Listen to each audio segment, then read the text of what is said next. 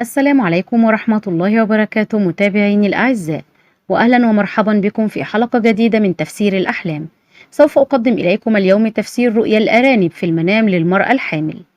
تدل الأرانب في منام الحامل على الرزق بطفل جميل سيضفي على حياتها الفرح والسرور، وهو رمز للفرج واليسر والرزق والخير القادم. أيضا يشير الأرنب في منام الحامل إلى النجاح في مشروع أو الحصول على مكافأة نتيجة إنجاز عمل ما أو القيام بمهمة معينة، والله أعلم. يدل الأرنب الأبيض على الرزق بمولودة أنثى، ويشير إلى البشرى السارة والخبر السعيد. أيضا يعتبر دلالة على النية الطيبة لصاحبة الرؤية وسمعتها الحسنة، كما أن هناك الكثير من الخيرات والأرزاق القادمة في الفترة المقبلة، والله أعلم. تفسير حلم ذبح الأرنب للمرأة الحامل.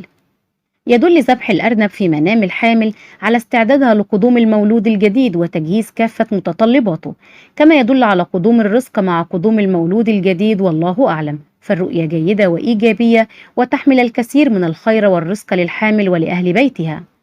وإذا رأت الحامل كثير من الأرانب تحيط بها وكان موعد الولادة اقترب، الرؤيا تدل على أن ولادتها سوف تمر على خير دون أي مشاكل، وتدل على أنها سوف تلد ولادة طبيعية.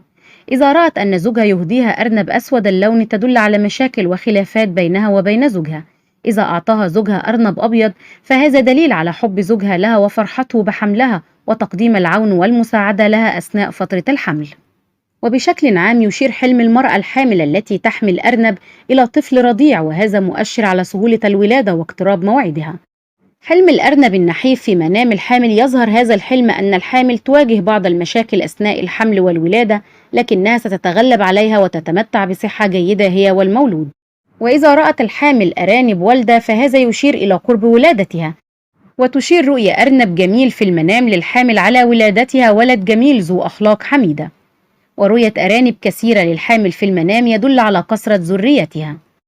أما إذا رأت أن هناك مجموعة من الكلاب تطارد الأرانب دل ذلك على وجود مجموعة كبيرة من المشاكل بينها وبين عائلتها، أو وجود من يحاول تعطيلها عما تقوم به وما تخوض في الحياة. يقول فقهاء تفسير الأحلام عن رؤية الأرانب الكثيرة في المنام تقفز وتلعب حولها، دل ذلك على أن موعد ولادتها قد اقترب كثيرا وعليها الاستعداد والتأهيل الجيد لهذه المرحلة الهامة من حياتها. وتدل هذه الرؤية أيضا على الولادة السهلة الميسرة التي تخلو من الآلام والمضاعفات.